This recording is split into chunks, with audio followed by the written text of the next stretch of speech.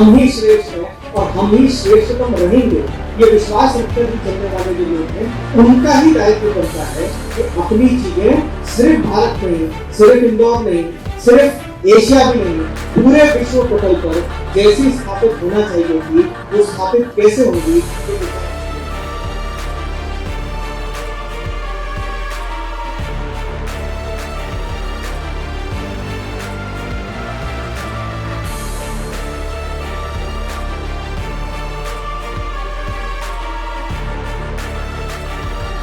Voice of Jhabua, मैं प्रियंक तिवारी इंदौर से आपका स्वागत करता हूं। आज हमारे साथ युवा आयोग के अध्यक्ष डॉक्टर निशांत खरे सर जुड़े हैं, जिनसे अन्य मुद्दों पर हम बातचीत भी करेंगे। और एक चीज और आपको हमारे दर्शकों को बताना चाहूंगा कि कोरोना काल में सरकार के साथ कंधे से कंधा मिलाकर कोरोना काल में डॉक्टर निशांत खरे सर ने काम करा था।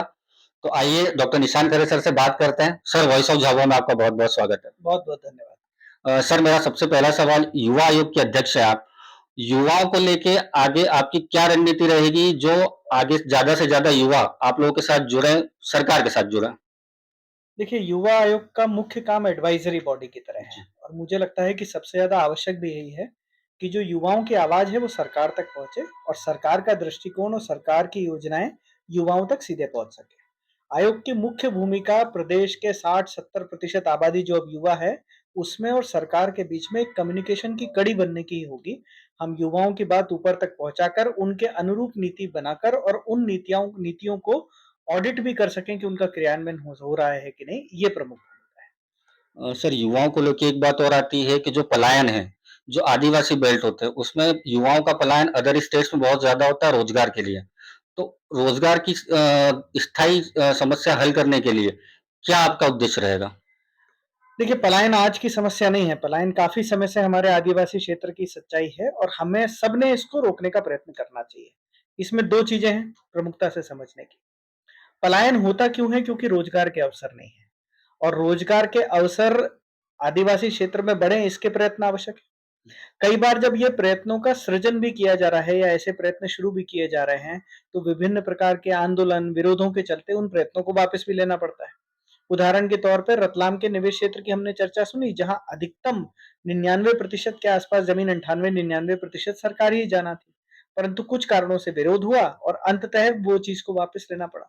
तो पलायन तो तभी रुकेगा जबकि उस क्षेत्र के अंदर रोजगार के अवसर पैदा होंगे और रोजगार के अवसर की जब हम चर्चा करते हैं तो ये भी बहुत अच्छे से सबको समझने की जरूरत है कि किसी भी सरकार के लिए ये असंभव है कि 100% जनसंख्या को नौकरी दे दे।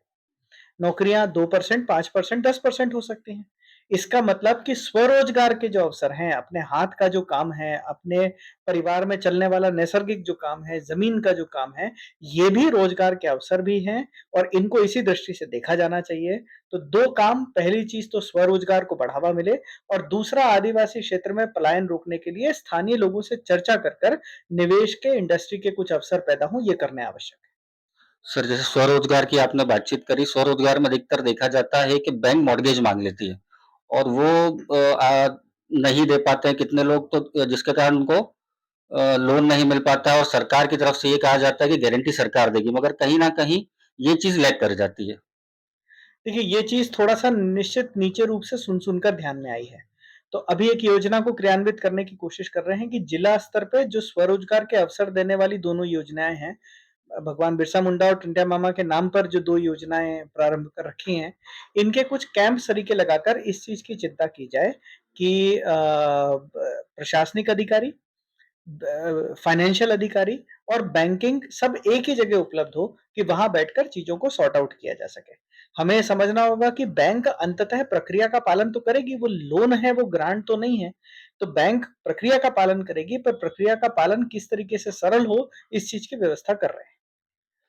सर, विधानसभा चुनाव आने वाले हैं और कहीं न कहीं अब ऐसा मालूम पड़ रहा है कि गुजरात मॉडल को अपनाने की कोशिश करी जा रही है मध्य प्रदेश में विधानसभा चुनाव को लेकर, और जो सिटिंग एमएलएज़ हैं ऑलरेडी, उनके भी टिकट कटने की चर्चा है और नए चेहरों को मौका दिया जाने का है।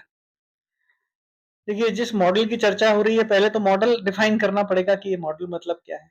और बाकी देखा जाए तो हर राजनीतिक दल, भाजपा जैसा राजनीतिक दल जिसको हम कहेंगे कि एक वाइब्रेंट बढ़ने वाला राजनीतिक दल है, उसमें विभिन्न प्रकार के लोग भी आते रहेंगे, वो टिकटों की कतार में भी होंगे।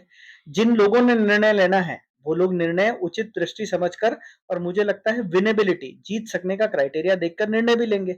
जो भी एक कमिटी बनी है, वो कमिटी अपना निर्णय लेगी, उस कमिटी के लेने वाले लोग ही इसको बेहतर बता सकते हैं। लेकिन ये बात सत्य है कि बहुत बड़ी संख्या में युवाओं की राजनीतिक आकांक्षाएं जगी हैं और मुझे लगता है कि एक स्वस्थ राजनीति का हिस्सा है। ये भाजपा के लिए भी बहुत अच्छा संकेत है और भारत की राजनीति के लिए भी बहुत अच्छा संकेत है कि बड़ी संख्या में पढ़े लिखे युवा अब राजनीति में सक्रिय होना चाहते हैं। हमारी भर्ती परीक्षा में जयेश द्वारा कहा जा रहा है कि बहुत बड़ा फर्जीवाड़ा हुआ है, घोटाला हुआ है। इसके बारे में आप क्या कहना चाहेंगे?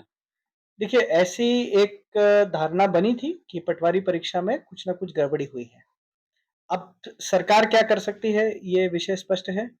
सरकार यही कर सकती है कि जब नीचे ये प्रकार का माहौल बनना लगे तो उस पर एक जांच घोषित करे और जांच निष्पक्ष हो, निरपेक्ष हो, इसकी व्यवस्था करे। तो अधिकारियों से नहीं, एक हाईकोर्ट जज से इसकी जांच कराने के आदेश दिए गए हैं। टाइम फ्रेम तय करा गया है कि कितने टाइम फ्रेम में वो जज जो है अपनी जांच रिपोर्ट प्रस्तुत करेंगे। हाईकोर्ट में जो पिटीशन लगी थी, वो पिटीशन तो शायद खारिज हो गई है, परंतु उसके बाद भी जांच की प्रक्रिया यथावत है।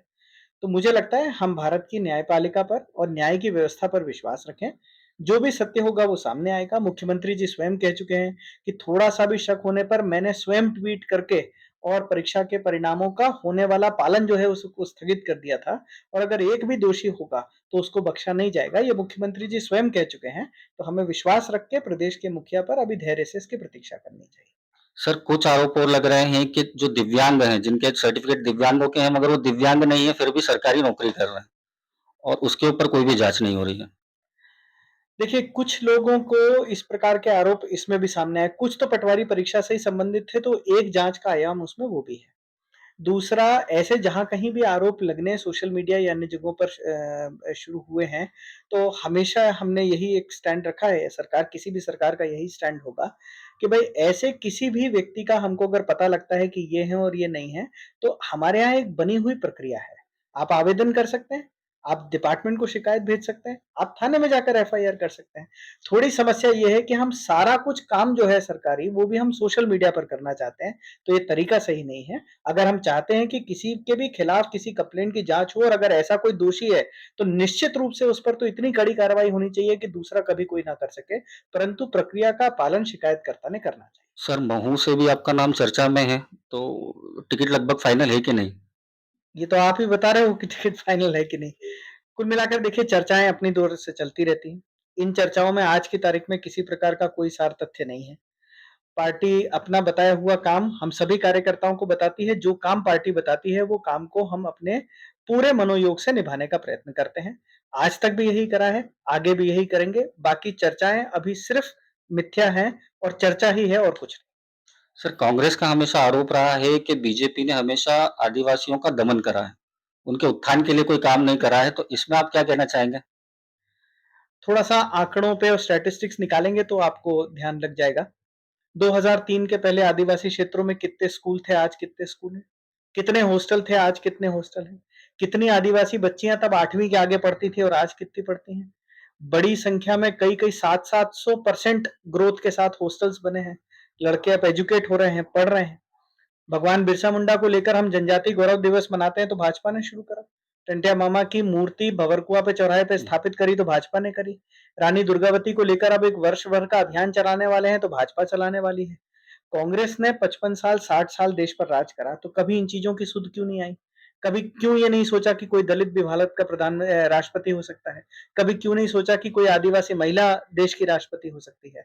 तो भाजपा ने अच्छे मनोयोग से अंत्योदय की भावना जो पंडित दीनदयाल जी ने दी थी, उसको ध्यान में रखते हुए हर अंतिम पंक्ति के व्यक्ति को उठाने का काम करा है और आगे भी करती रहेगी। कांग्रेस ने कोरी राजनीति के लिए सिर्फ आदिवासी समाज का उपयोग करा और आगे भी मौका मिलेगा तो वो सिर्फ इनका राजनीतिक उपयोग करेगी।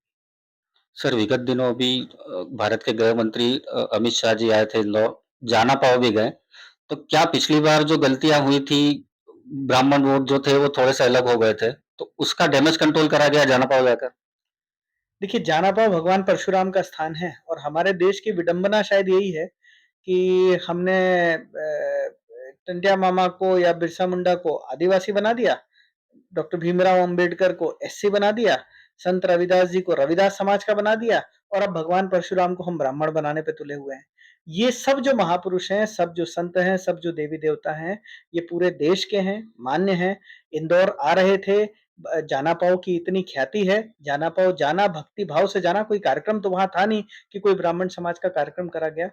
इतनी ही सरल उसमें बात थी, बाकी राजनैतिक अर्थ हर चीज़ के निकाले जा सकते हैं।